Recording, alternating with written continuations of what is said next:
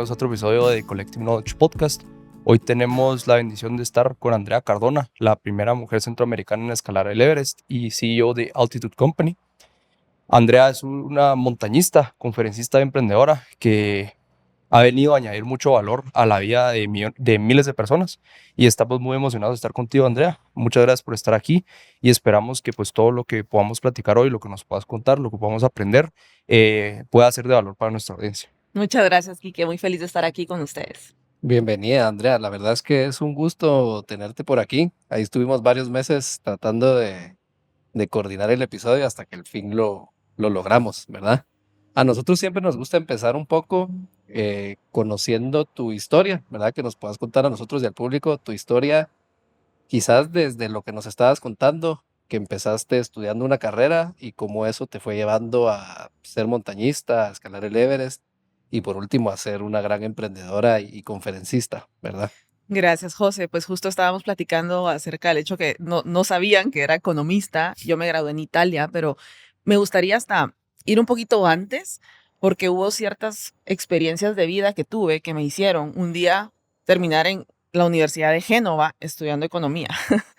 Antes de eso, yo creo que hay 3 episodios en mi vida que definitivamente me marcaron. El primero es que mis papás me llevaron a conocer toda Guatemala desde que yo era chiquita.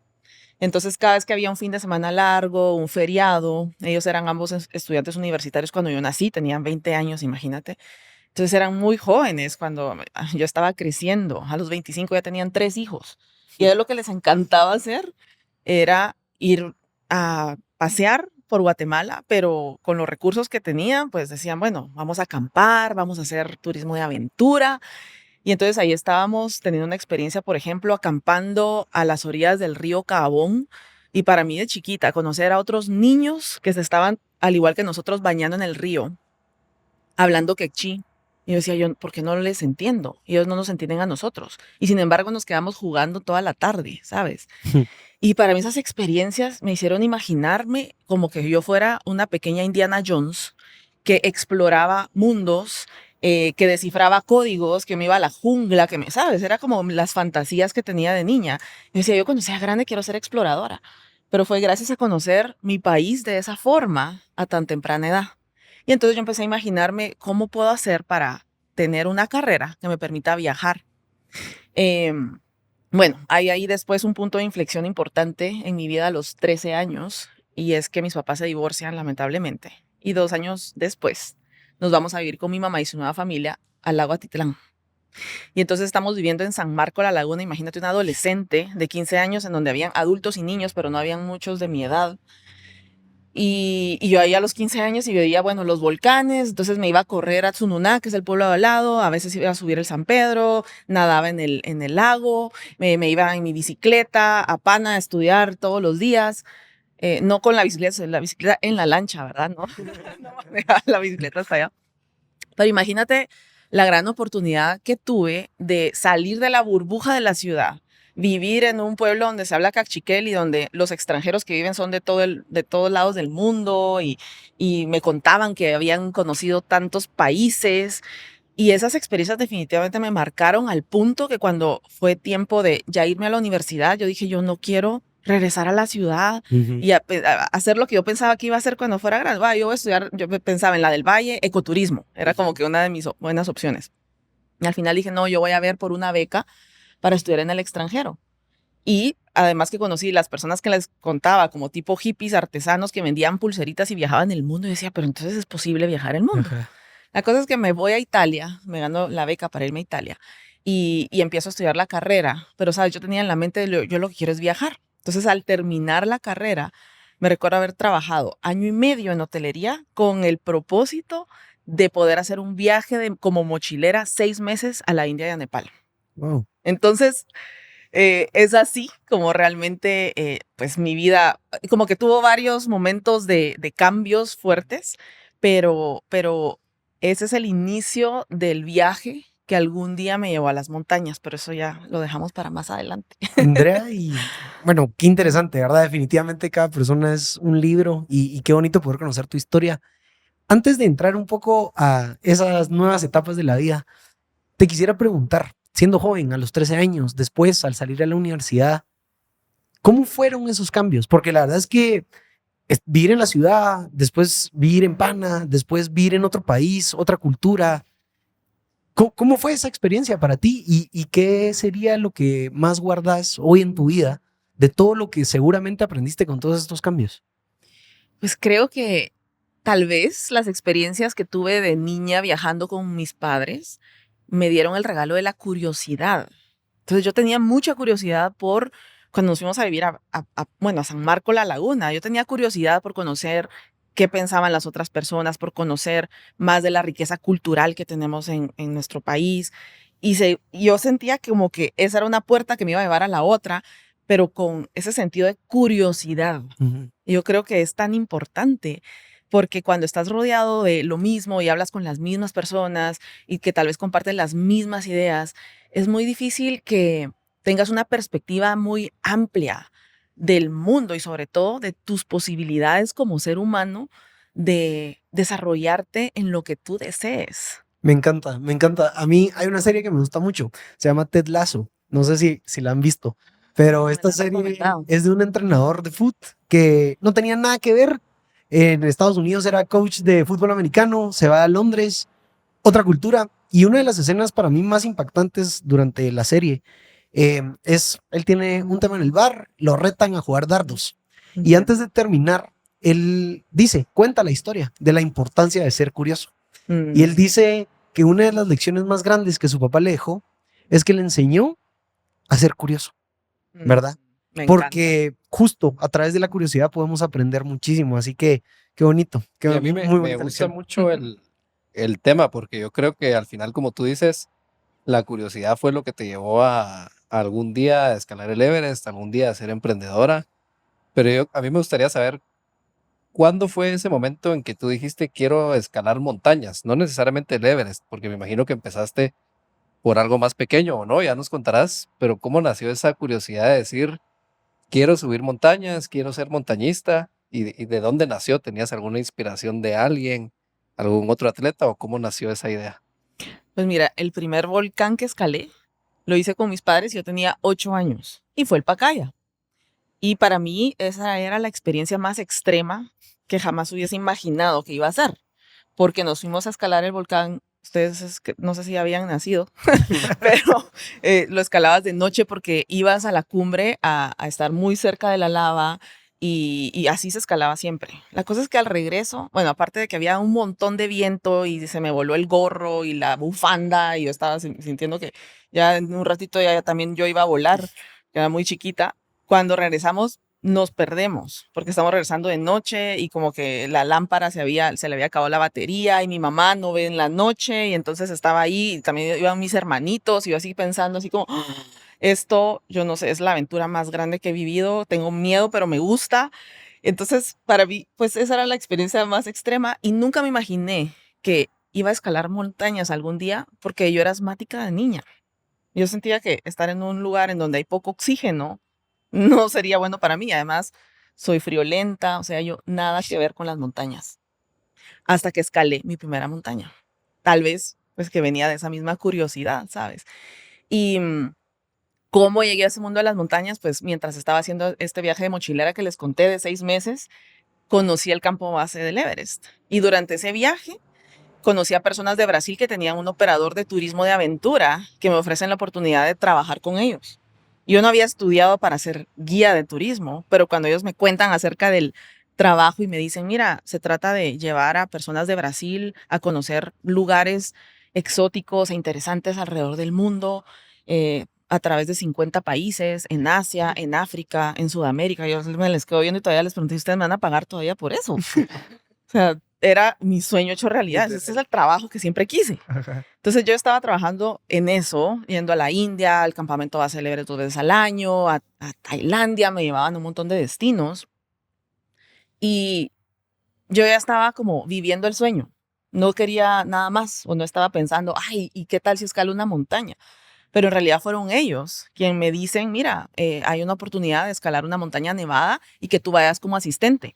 Y le digo, ay, no, pues nada que ver porque yo era asmática, soy friolenta, entonces gracias por la oportunidad, pero Pero no, no. esto no es para mí. Entonces me dicen, bueno, ¿sabes qué? Tú ya estás en Nepal, no nos da tiempo de mandar a alguien desde Brasil y si tú te preparas 2 semanas con un curso básico de escalada en hielo, puedes pues ser asistente en la expedición.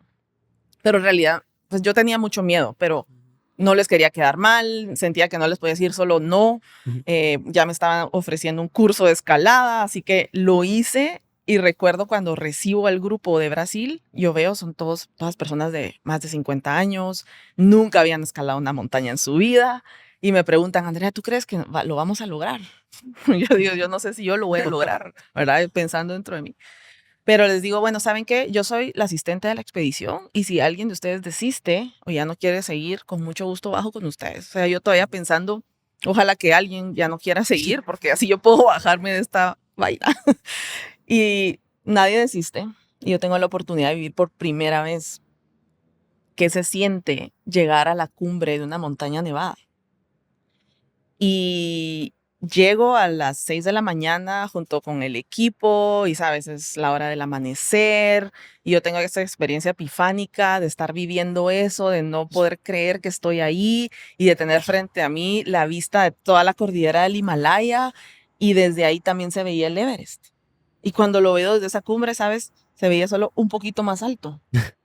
Y es cuando por primera vez pienso, a la gran, y si logré llegar a esta, ¿será que podría llegar a hacer algo como el Everest? Sí, la espinita, o sea, como que ahí, Ahí fue.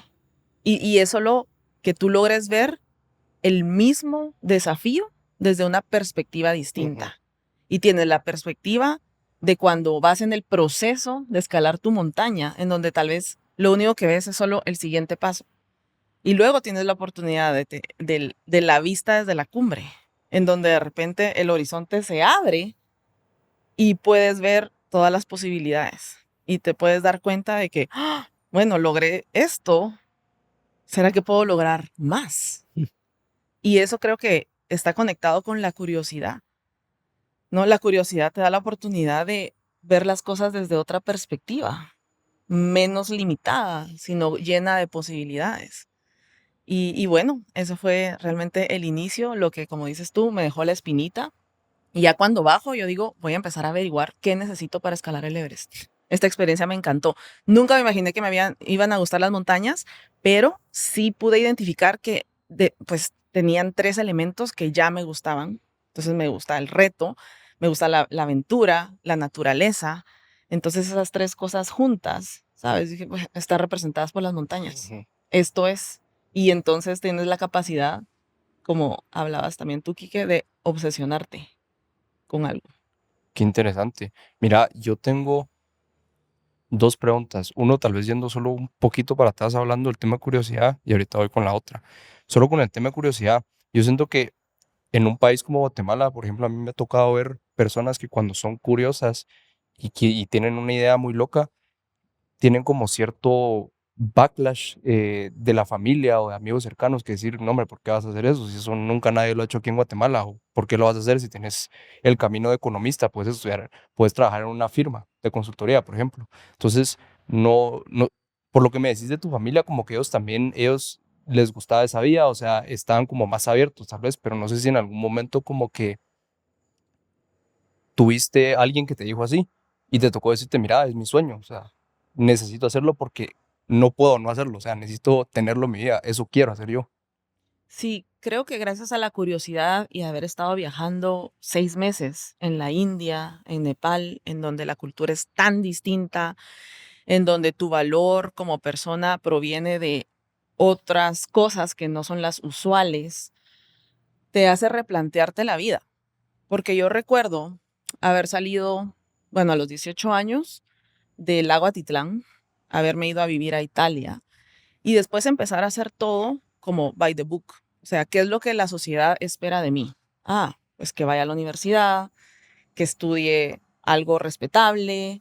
Después de haber estudiado economía, todavía hice una temporada en Manhattan, trabajé allí un tiempo. Y sabes, yo solo sentía como que desde afuera estaba haciendo todo lo correcto y sentía que estaba haciendo a mi familia orgullosa. luego, en realidad yo no me sentía tan feliz y satisfecha de mi vida, ¿sabes? Es como cuando la experiencia de terminar la universidad y de repente, a ver, sentir de que me había perdido algo en el camino que me hacía estar cumpliendo un objetivo y no ser feliz. Y decir, yo, ¿qué es lo que realmente quiero? Yo salí y me recuerdo de Guatemala pensando, yo voy a hacer proyectos de turismo sostenible en Guatemala, voy a hacer algo que pueda cambiar la realidad de alguna forma, mejorar la economía en mi país. Y aquí estoy eh, tratando de escalar the corporate ladder, como le dicen en Manhattan, Ujú. ¿me entiendes? Y viviendo en Sardeña también, donde trabajé en un hotel de lujo, en donde la suite presidencial costaba 12,000 euros la noche y donde todo el ambiente era como de superficial, ¿sabes? Estaban los nobles y las personas más adineradas o famosas de Europa. Y yo decía, pero yo los veo y ellos tampoco me parecen personas que tienen vidas plenas, ejemplares muchas veces. Yo decía, ahí por ahí no es la felicidad. Entonces yo estaba cuestionando mucho qué realmente es la felicidad. Y recuerdo haber hecho este viaje de 6 meses, era tipo mochilera, viajando con $10 diarios. Y decía, yo quiero entender cuál es mi destino, qué es lo que realmente quiero hacer, qué es lo que llena mi corazón, porque no sabía. A ese punto yo sí me sentía un poco perdida. Y me gusta mucho la historia, porque creo que muchas veces la curiosidad es la que al final nos despierta ese interés por algo que al final puede ser lo que nos haga felices y lo que nos llene, ¿verdad? Muchas veces si no probamos hacer cosas diferentes o probamos algo nuevo, no vamos a saber realmente si es lo que nos gusta o no, ¿verdad? Y creo que es algo que hablamos mucho en el podcast de decir hay que probar, hay que intentar cosas nuevas, hay que ser curiosos, porque no sabemos si después, justamente lo que te pasó a ti, escalaste esa montaña y luego viste el Everest y dijiste, ¿por qué no? ¿Verdad? What if? Y lo probaste y ya nos contarás qué pasó en el camino, pero al final es lo que te tiene aquí hoy por hoy, ¿verdad? Entonces, me gusta mucho que esa parte de curiosidad es la que al final te ayuda a descubrir qué es lo que te va a hacer feliz y lo que te va a hacer pleno, ¿verdad? Que posiblemente no es lo mismo para todos, porque puede que a alguien sí lo haga feliz la vida de oficina y puede que hayan otros que no, pero al final si no lo probamos, nunca lo sabremos. Ujú, sí, totalmente, José. Y yo le agregaría, y también con tu pregunta, Quique, a curiosidad, coraje, Ujú. ¿verdad? Porque cuando tú tienes curiosidad, es como que te abres muchas posibilidades, pero después vas a tener muchos cuestionamientos de personas o que pues tú ya tenías trazado un cierto camino o tu entorno o el sistema te va diciendo lo que sí y que no, o sea, con qué sí te consideramos exitoso y con qué no. Y realmente tenemos que tener el coraje de cuestionar todo eso, porque esa misma receta no le funciona a todos. Totalmente. Yo creo que de lo que hemos escuchado hay muchas lecciones muy, muy valiosas. Justo iba a tocar la parte de salir de la zona de confort.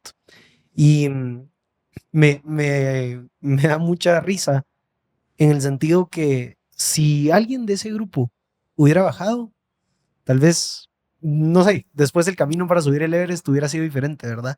Mm, Entonces creo que hay dos lecciones ahí que podemos enfatizar, que es salir de la zona de confort, aceptar los retos y rodearse de las personas correctas para seguir encontrando esas oportunidades. totalmente. Hablando de salir de la zona de confort, eso implica, como tú bien mencionabas, valentía, coraje. Y parte de ser valiente y de tener coraje es saber manejar el miedo. No sé si la palabra es siempre vencerlo, pero por lo menos saber manejarlo. ¿Cómo has vivido eso tú en tu vida, Andrea? Mira, yo tengo una historia que ejemplifica lo que me acabas de preguntar. Fue una lección sobre el miedo que yo aprendí justo cuando estaba iniciando el proceso de entrenamiento de 3 años para el Everest. Y es porque primero tenía que estar dispuesta a pasar por un proceso de preparación de 3 años, dedicarle 3 años de mi vida a algo que yo tenía solo un tercio o 34% de posibilidades de alcanzarlo. Y de las personas que han alcanzado el Everest, solo el 5% representan ascensos hechos por mujeres. Entonces es como que mi posibilidad de lograrlo era mínima. Y sin embargo, ¿por qué decides pasar por ese proceso? Entonces, en fin, yo tenía muchos miedos. El primero siendo, voy a decir que quiero escalar el Everest y me voy a empezar un entrenamiento y de repente solo voy a hacer el ridículo. No voy a lograr hacer nada o me voy a caer en la primera montaña y no sé. La cosa es que mi primer entrenamiento comenzaba en Bolivia y era un curso de escalada en hielo. Y entonces yo estoy muy feliz porque la primera montaña que tenía que escalar, la logro escalar.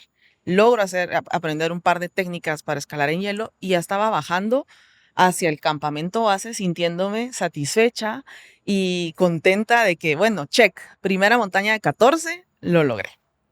Voy bajando contenta y de repente ya más cerca del campamento base, me caigo en una grieta. Y yo estaba caminando como que nada y, ¿sabes? Solo me caí en la grieta. Ujú. Y en ese momento, pues yo no sabía ni siquiera qué hacer, cómo salir de las grietas, qué tengo que hacer para no quedarme ahí colgada adentro de esta zanja de hielo. Y recuerdo que mi entrenador y mi compañero de escalada tuvieron que ir a sacarme a pura fuerza bruta de esa grieta. Entonces yo me volteo con mi entrenador y le pido que por favor me enseñe a cómo identificar grietas para no volverme a caer, para no volver a vivir esa experiencia, porque yo estaba aterrada. Y yo lo que estaba pensando es, ahora voy a seguir caminando y como esas grietas no se ven, me voy a volver a caer en otra. Y lo que me dice mi entrenador es, Andrea, yo te puedo ayudar a que tú aprendas a cómo salir de las grietas, para que cuando te caigas ya no te dé tanto miedo, ya vas a saber qué hacer. Entonces, ¿sabes? Yo a veces me pregunto cuántas cosas dejamos de hacer porque queremos evitar caernos en las grietas, cuando podríamos enfocarnos en cómo aprender a salir de las grietas. Porque al final caerte es inevitable. Cuando tienes un objetivo, tienes un sueño, te vas a caer. Yo quisiera como cambiar ese mindset del miedo al fracaso, como se le llama, al fracaso, porque no son fracasos, son solo lecciones. Ustedes ya han de haber escuchado hablar de esto, pero es realmente decir, si caerme es parte del proceso, yo quiero como que mientras antes me caigo mejor, ir a buscar dónde está la grieta y casi que tirarme, ¿me entiendes? Pero de verdad sentirnos más cómodos de caer, de cometer errores, porque creo que haríamos mucho más de lo que hacemos hoy en día por tratar de evitarlos. Me fascina. Creo que la lección es tan clara como no tengamos miedo a caernos, sino que aprendamos a levantarnos, ¿verdad?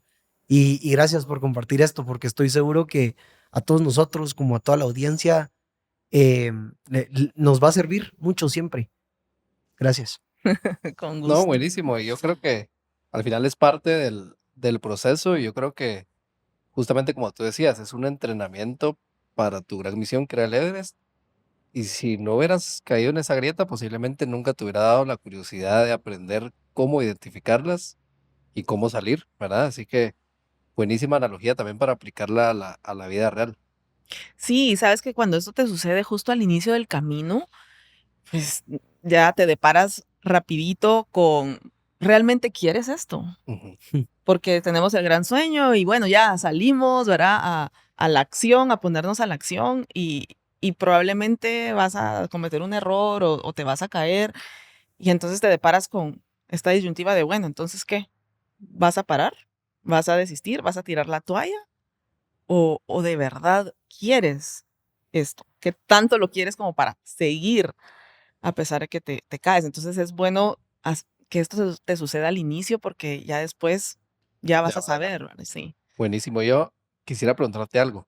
En ese lapso de los 3 años que empezó por tu primera montaña que fue en Bolivia, tu trabajo también te ayudó a entrenar, ¿correcto? Es decir, al final tu trabajo era llevar a personas a estos lugares, pero no sé si en algún momento tú dijiste, mándenme solo a las montañas y aprovechaste a entrenar y seguías trabajando, ¿o cómo fue esa parte? Sí, totalmente. Y sabes, eso es lo lindo de que aceptes los retos, porque entonces, bueno, yo lo acepté en este caso de subir una montaña, pasé por el proceso de un pequeño entrenamiento de 2 semanas y ya después de que hice mi primera montaña, lo primero que hice fue pedirles precisamente a la empresa en Brasil de que me pusiera solo los viajes que conllevara llevar personas a las montañas. Entonces teníamos trekkings, que son caminatas de larga duración, que en el Machu Picchu, que en el campo base del Everest, que eso sí ya lo hacía, pero también de guiar, por ejemplo, un ascenso al Kilimanjaro, un ascenso a Elbrus, que es la montaña más alta en Europa, que está en Rusia,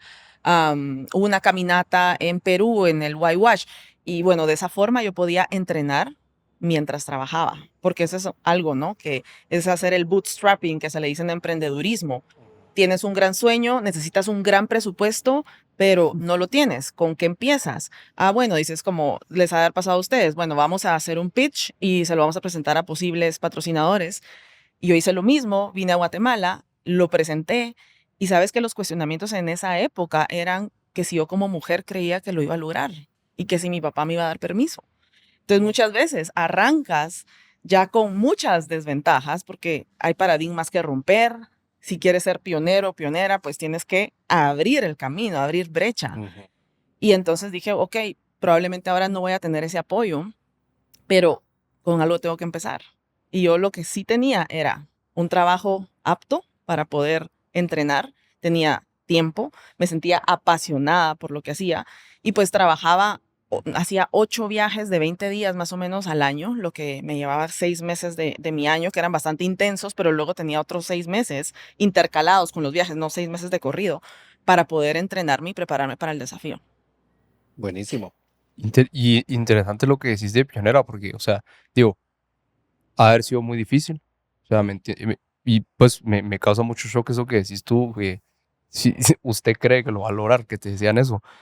Pero creo que al final eso también resultó en un beneficio mucho más grande, pues, porque demostraste que sí se podía, te dijeron que no, tú dijiste que sí.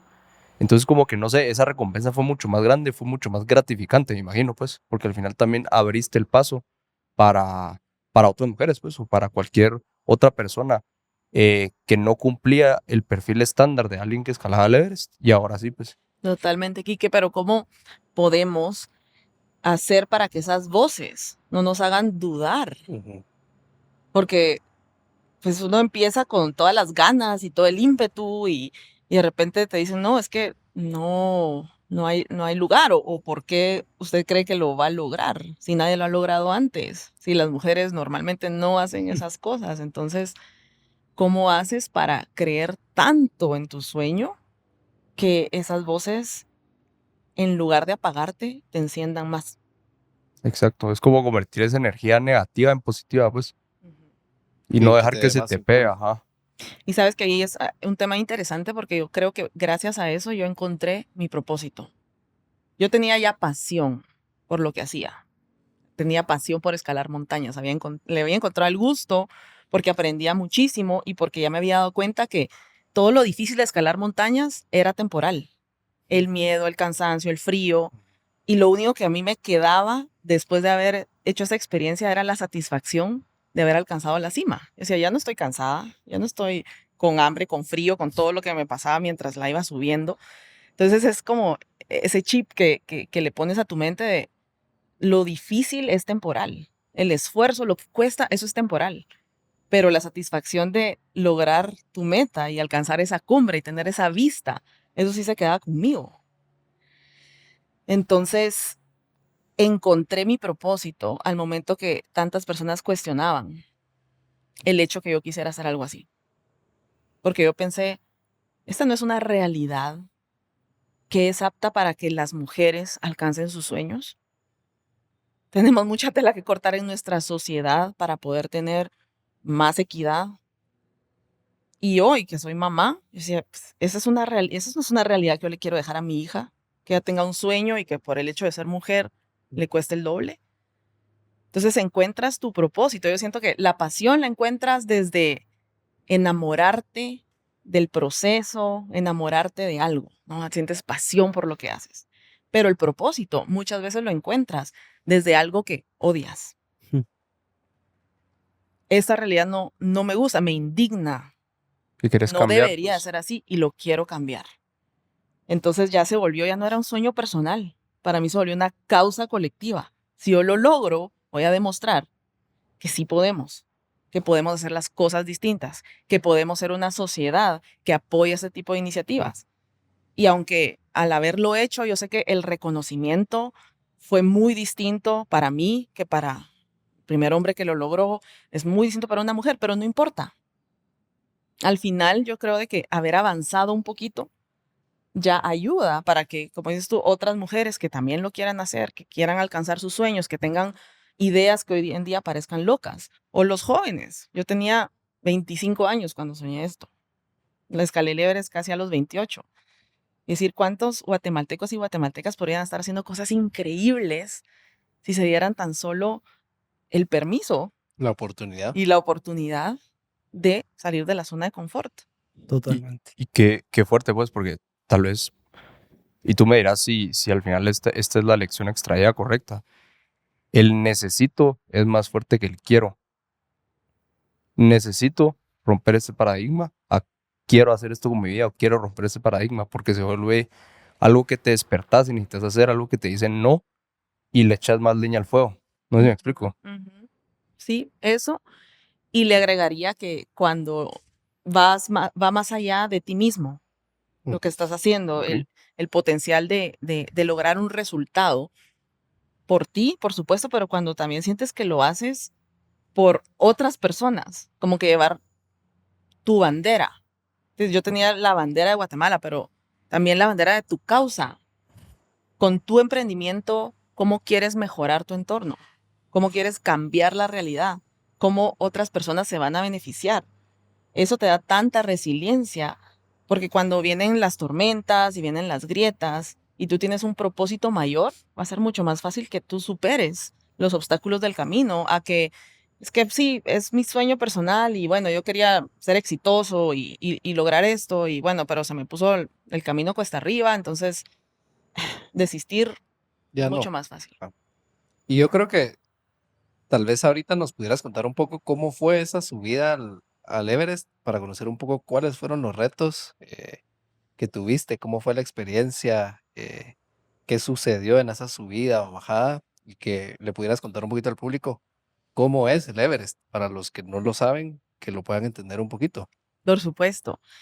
Bueno, el Everest lo intentan muchos, lo logran pocos, más o menos un tercio. Ya les contaba que hay muy pocas mujeres que lo hacen. Ahora ya ha ido creciendo ese porcentaje. Cuando yo lo soñé eran solo 5%, hoy en día es 10%. Pero es una expedición que demora 2 meses, porque debes de subir y bajar varias veces la montaña para Ok. poder adaptarte gradualmente a las distintas alturas. Es un proceso muy largo. Pero para mí, de verdad que lo más peligroso del Everest no es el frío extremo que llega a ser de menos 40 grados, no es el que estás caminando sobre un glaciar que se mueve todos los días y que hay bloques de hielo que se caen y pues hay accidentes fatales ahí. Ni siquiera es que tienes alguna posibilidad de no regresar. Tenía el 10% de fatalidades cuando yo lo quise escalar. Entonces, el peligro más grande es el día a día. Son los hábitos y la disciplina que debes desarrollar para estar dispuesto a pasar por el proceso de entrenamiento. Mi proceso de entrenamiento, como bien lo saben, fue de 3 años. Fueron de 14 distintas montañas nevadas, pero yo tenía que estar dispuesta a correr todos los días 50 minutos para cuando viniera el momento de irme a la montaña, yo estuviera físicamente preparada. Y esos 50 minutos debían de ser sagrados porque en el día a día yo tenía mi trabajo, tenía imprevistos, cansancio y no siempre tenía las ganas de correr 50 minutos. Entonces, realmente lo que va a hacer la diferencia entre que tú puedas alcanzar tu sueño o no está en el día a día, está en lo que Totalmente. haces todos los días. Y yo, con el tema de la disciplina, implica la motivación, la energía, la emoción al principio está, tú lo mencionabas. Y todo es bonito hasta que alguien te empieza a decir que no, o hasta que un día estás muy cansado para entrenar. Y creo que esa parte de la disciplina es crucial. ¿Cuáles fueron esos retos, Andrea, de esos días de estoy cansada, voy a correr los 50 minutos o me invitan a un lugar y no puedo ir porque tengo que entrenar? Creo que saber priorizar y cumplir con la disciplina va muy de la mano a ya era por un propósito, ya era por algo más grande. Pero, ¿qué nos podrías compartir de eso? Yo creo que primero debe de existir tu disposición de posponer toda la gratificación inmediata para ese resultado que deseas a largo plazo. Y eso no es fácil, pero si realmente tú quieres algo a largo plazo, vas a tener que hacer esos sacrificios en el día a día, ¿sabes? Si los haces por un buen motivo. Esa es una. La otra es que no todos los días tenemos la misma energía, pero siempre puedes ser disciplinado en bloquear tu agenda para tener esos minutos sagrados dedicados exclusivamente a tu objetivo a largo plazo. Imagínate mantenerte enfocado en tu objetivo por 3 años. Ujú, Eso no es fácil. ujú, Pero entonces lo que yo hacía era que tenía mis 50 minutos todos los días solo para dedicarle al proyecto, pero si estaba con poca energía, en lugar de correr 10 kilómetros, que era lo ideal, pues corría 5. ujú. Entonces aquí es muy importante que aprendamos a darnos crédito por hacerlo, porque estás dando tu 100% y tu 100% no siempre es 10 kilómetros, es 5. Te estás dando lo mejor de ese día. Lo estás haciendo. Entonces, darnos crédito, porque muchas veces, y como atletas de alto rendimiento, como personas que somos muy orientados a los objetivos, decimos, ala, pero hubiera podido correr 10 y no lo hice. Ujú. Entonces, en ese proceso en donde necesitamos mantener el enfoque y la consistencia a largo plazo, sí vamos a tener que ser también, pues, tener Flexibles. flexibles, sí, y ser capaces de celebrar las pequeñas victorias. Súper. Esa es como la mentalidad de abundancia que nos hace avanzar. Y cuando somos muy orientados a objetivos, casi siempre pensamos en todo lo que nos hace falta para llegar. Mm. Y pocas veces pensamos en, hoy logré esto. Qué pilas, qué bueno que me mantuve consistente. Qué bueno que hoy me conecté con mi propósito a largo plazo y di un pasito más. ¿Y cómo viviste esa analogía de vivir el día a día y vivir el proceso en esos 2 meses que toman escalar el Everest, ¿verdad? Porque si bien nos comentabas, no lo subís de un solo, sino es un proceso que te tenés que ir aclimatando a la altura. ¿Y qué le vas diciendo tú a tu mente cada día que regresas a tu campamento? ¿Cómo te gratificas a ti misma para decir, lo hice bien hoy, mañana me toca más, pero lo voy a lograr? Sí, mira, cuando llegué al campamento base, después de haber entrenado 3 años y haber escalado 14 distintas montañas nevadas, te digo, yo estaba con una ansiedad porque sentía que había pasado por un proceso tan largo y que finalmente estaba enfrentando el desafío final y que nada me aseguraba que yo lo iba a lograr. Podían pasar N cantidad de cosas.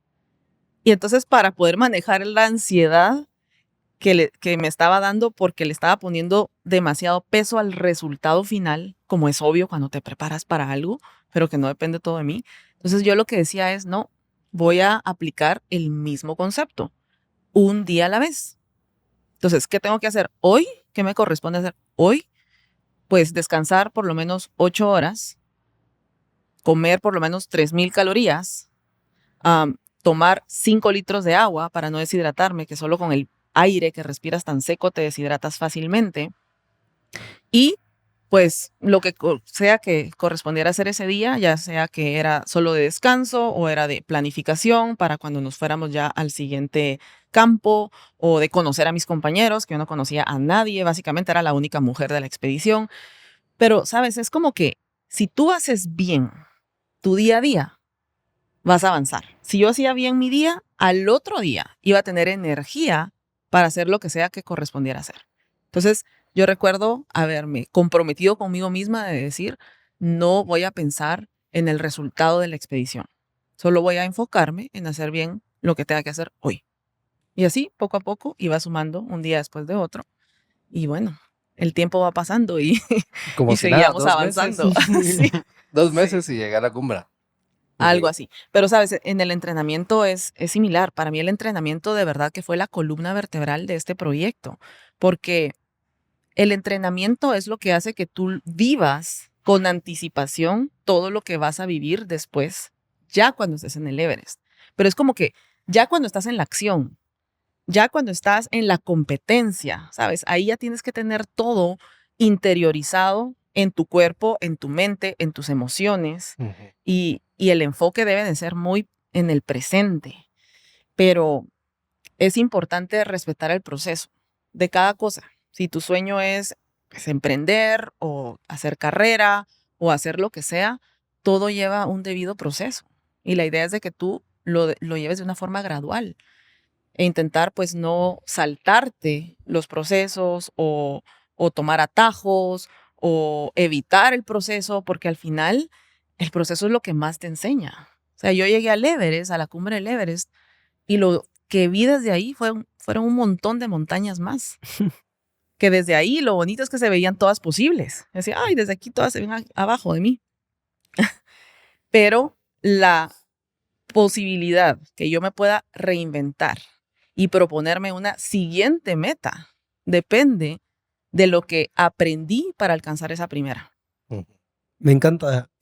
La verdad es que, nuevamente, muchísimas lecciones. Pero lo bonito de la historia de Andrea, de tu historia, es que no se queda en ser de ese 5%, de ese porcentaje reducido de personas que lograban subir el Everest, sino que hay mucho más después. Hay mucho más al día de hoy que tú has logrado, que tú has construido. Y queremos conocer de eso, también, porque definitivamente todas las lecciones, la disciplina, el encontrar ese propósito significa más, ¿verdad? No se quedó en poner la bandera de Guate en lo más alto. ¿Nos podrías contar un poco? Por supuesto. Pues creo que el Everest me dejó lecciones que hoy puedo aplicar en distintas áreas de mi vida, en mis nuevos Everest, como me gusta llamarles, y es que tiene los mismos elementos. Primero es que tengo un objetivo. Cuando fundé mi empresa, The Altitude Company, bueno, también tenía que pensar en qué objetivo tengo, cuál es el propósito de crear esta empresa, qué quiero cambiar de mi entorno. Y luego, pues una vez ya tienes esa visión, es quiénes son las personas que se identifican también con esa visión que puedes tener en tu equipo. Porque así como en la montaña no puedes lograr ninguna cumbre sin un equipo. Y puede ser que yo les contaba en mi expedición, no conocía a nadie y teníamos muchísimas diferencias entre nosotros, pero el hecho que tuviéramos el mismo objetivo y que supiéramos que solos no lo íbamos a lograr, ya nos hacía ser un equipo de alto rendimiento capaz de alcanzar una cima. Entonces, en emprendimiento es lo mismo. ¿Quién va a ser ese equipo? Que puedes tener muchas diferencias, pero ¿te apasiona lo mismo? ¿Te mueve el corazón saber que ese trabajo, esa actividad que vas a hacer puede revolucionar el mundo? Tu mundo. Ustedes me contaron aquí con este podcast que si ustedes creen, si pueden cambiar la vida de una persona, ya todo esto valió la pena. Entonces lo hacen también con un propósito mayor. Les enciende, o sea, los mueve eso. Entonces, bueno, lo mismo. Luego, en cuanto a la dinámica de equipo, me he dado cuenta que una de las mayores habilidades que debemos aprender es pedir ayuda de forma oportuna. Cuando te vuelves atleta de alto rendimiento, cuando vas agarrando más experiencia en cualquier cosa que haces, te empiezas a volver como que, yo puedo, o si eres líder de un equipo, de una expedición, dices, no, es que yo soy quien tiene que mostrarles cómo es el camino. Y realmente vamos a avanzar mucho más en la medida que pidamos ayuda y hagamos un trabajo colaborativo. Todos tenemos fortalezas y debilidades. ¿Cómo es que todos ponemos sobre la mesa y nos complementamos a través de nuestras fortalezas para lograr un objetivo? Entonces, el equipo es lo que hace la magia y lo que hace que logremos resultados. Y luego, pues ya viene el paso más. Cada paso cuenta, cada día cuenta, cada acción cuenta. Entonces asegurémonos que cada acción que tomemos esté dirigida a ese objetivo. Y finalmente, y esa creo que es mi máxima, es disfrutar el camino. Porque hoy es lo que realmente nos pertenece. Mañana no sabemos. Y también las personas que tenemos a nuestro alrededor son una gran razón para disfrutar el camino, ¿sabes? Nos disfrutamos su compañía, nos disfrutamos lo que aprendemos juntos, lo que logramos avanzar juntos. Lo lindo es sentirnos que vamos acompañados en ese camino. Y bueno, creo que eso lo he aplicado después del Everest en mi empresa, pero no solo. Después, para mí, el proyecto de familia es un gran proyecto, que yo pensé que yo nunca iba a tener hijos, ¿sabes? Y de eso a hacer equipo con mi esposo, hoy tener una niña y los retos que ella representa, porque tengo que aprender un montón de cosas nuevas que no sabía. Ya cuando creo que la empiezo a entender, ya cambió de etapa y ya tengo que empezar otra vez de nuevo, pero al final digo, bueno, aquí lo importante es respirar, así como cuando hacía en la montaña, ya cuando iba llegando a la cumbre, yo respiraba y me enfocaba solo en el siguiente paso.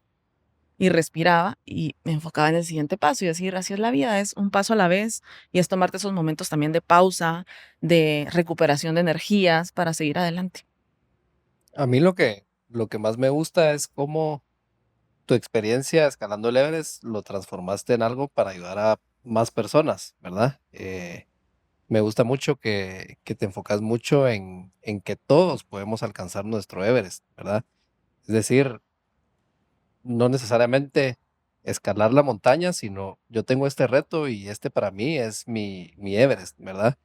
Y yo tuve la oportunidad de participar en una de las actividades que tú haces dentro de tu empresa y la verdad que se lo recomiendo a todos. Es una actividad bien bonita en donde em, Andrea va contando su historia en el Everest y se van haciendo actividades justamente de equipo para que los equipos puedan funcionar mejor entre sí, ¿verdad? Entonces, nada más que felicitarte e invitar a todos a los que puedan participar alguna vez en una de estas conferencias y actividades. La verdad que es una experiencia que vale totalmente la pena, ¿verdad? Muchas gracias, José. Ahí tenemos que organizar un ascenso a algún volcán. Me parece, me parece. Madre, es que yo le comento a Esteban y a José cuando yo miro a alguna persona, ya sea que vamos a entrevistar o que a mí me impresiona en internet, o sea, yo sí me quedo como sin aliento porque digo, o sea, hoy vamos a hablar con la primera mujer centroamericana que escaló el Everest. Y uno, o sea, como que ya cuando lo haces, la gente piensa, lo hizo y ahora mucha gente lo hace. Pero como te decía, el ser la primera en hacerlo, o sea, como que ya estar físicamente hablando con alguien así, sí es como impresionante. Y también que en el país, muchas veces creo que la gente, o sea, los guatemaltecos, incluso hacemos a Guatemala de menos, como que piensan, somos un país chiquito, ¿por qué vas a hacer eso? O sea, aquí es Guate, o sea, normalmente no estamos acostumbrados. Entonces también es interesante difundir este tipo de contenido para mostrarle a las personas que sí podemos. O sea, recientemente con el triunfo de Adriana, podemos ver que sí se puede, o sea, que vamos lento, pero sí se puede, o sea, y me impresiona y te doy las gracias por poner el nombre de Guatemala también en alto, pues, o sea, y no sé si tenés algún mensaje también para nosotros como país, cómo podemos ir acelerando eso, cuáles son tus pensamientos acerca de eso. Creo que es importante que nos demos la oportunidad de soñar en grande y de visualizarnos en la cima, porque la mente es muy poderosa. Pero ¿qué sucede si tú naces en un entorno en donde no necesariamente se te inculcaba eso? Como tú dices, tal vez hasta nuestra autoestima como país no es una de que decimos, ay, es que soy guatemalteco, soy guatemalteca, entonces puedo hacer lo que sea. Es lo contrario. Hasta nos avergonzamos de nuestras raíces. Queremos ser como otros países. Queremos ser cool. Y creo que todo comienza desde valorar quiénes somos. Y eso se hace a través del conocimiento de nuestra historia, de todo lo que nos hace únicos. O sea, yo tuve la gran oportunidad de viajar 60 países, llevando a otras personas a conocer los lugares más hermosos e interesantes de distintas culturas, de distintas religiones, filosofías. ¿Y sabes qué hizo eso en mí?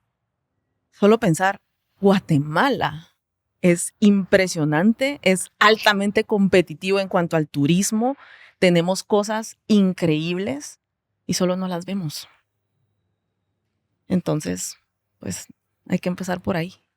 Valorarlo desde lejos. Sí. Y ya para ir cerrando, a nosotros nos gustaría preguntarte, ¿qué le dirías tú hoy por hoy a la Andrea de los 13, 15 años que estaba viajando por Guatemala y decirle algún mensaje de todo lo que hayas aprendido para que pueda seguir adelante? Y ese mismo mensaje pues aplica para toda la audiencia, ¿verdad? ¿Qué le podrías decir tú? Mira, le diría que todo es posible. Eso parece cliché, pero yo lo tuve como una certeza cuando alcancé la cima del Everest y ya estaba bajando. Yo recuerdo haber pensado eso, dijo, wow, es que de verdad cualquier cosa es posible. Y solo tienes que construir el sueño. Solo tienes que desarrollar el entrenamiento, el conocimiento necesario. Entonces, yo lo que invito a hacer a todos los que nos están escuchando hoy es a soñar no desde las capacidades actuales, sino soñar en grande y tener la certeza que puedes desarrollar todo lo que necesitas para lograrlo. Qué lindo. Yo, para cerrar, me uno a la invitación. A todos los que nos están escuchando, a los que nos están viendo. Yo sí creo que tenemos que atrevernos a soñar en grande. Y ya escuchamos a través de una historia real de inspiración qué implica soñar en grande. Porque si tenemos un sueño en grande, vamos a tener que trabajar por ese sueño. No hay un atajo al éxito, no hay un atajo a la cima del Everest y no hay un atajo para cumplir con nuestros sueños. Entonces, muchísimas gracias, Andrea, y muchísimas gracias a todos por escuchar y ver otro episodio que, por cierto, hoy muy contentos grabando en el Cubo. Gracias también por ese apoyo. No. Con la vista del volcán de agua. Así es. Así es. Y felicidades, de verdad, les deseo muchos éxitos con este podcast porque de verdad puede cambiar vidas. Gracias. Gracias.